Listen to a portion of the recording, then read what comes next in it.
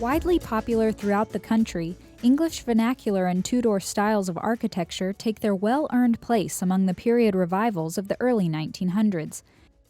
Embodying a romantic view with European roots, the English vernacular and Tudor styles look to the English cottage and medieval castle for inspiration. The result adds charm and variety to the city of Santa Barbara, and is a testament to an era which saw great development in the city.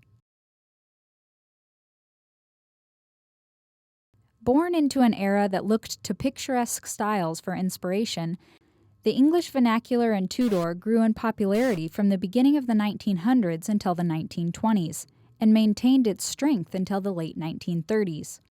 Santa Barbara is home to a number of English vernacular and Tudor buildings, which range from the simple plaster cottage types of the English vernacular to the more elaborate masonry with highly patterned half-timbering of the Tudor. In general, Santa Barbara's English vernacular and Tudor styles tend to have more plaster and less masonry used in its wall treatments than the rest of the country. The style was popular in the 1920s and can be found in the neighborhoods that were developed in that era, like the Lower Riviera and the San Roque neighborhoods of Santa Barbara. The massing of the English vernacular and Tudor styles is principally composed of a side gable with a cross gable or gables. Hipped roofs are also used, but less frequently. The roof pitch is typically steep, 9 to 12 or greater, and often includes dormers that help turn the upper attic space into a usable floor.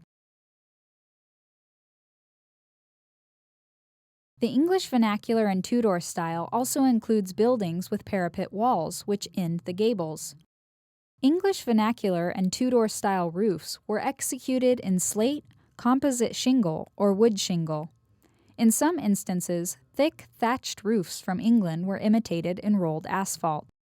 English vernacular and Tudors emphasize the front entrance with steps to a stoop rather than a large covered porch as Victorians and craftsmen have. Doors are typically heavy wood planks and have round arches. They may have accent pieces of stone surrounding the openings, similar to stone coins. Doors are recessed at the wall plane with stucco return, with no trim. Windows are usually tall casements made of wood or metal, although double-hung sash windows are also used. It is common, especially in major rooms, to have 3 or more windows together to form a large expansive window. This sometimes is turned into a bay window or a smaller oriel window. Windows are recessed at the wall plane with stucco return with no trim.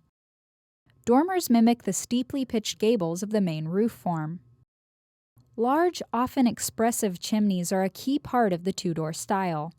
Made of brick that sometimes has decorative patterns, stone, plaster, or a combination of these materials, the Tudor chimneys usually house several flues, which are then expressed in chimney pots or other decorative flue treatments.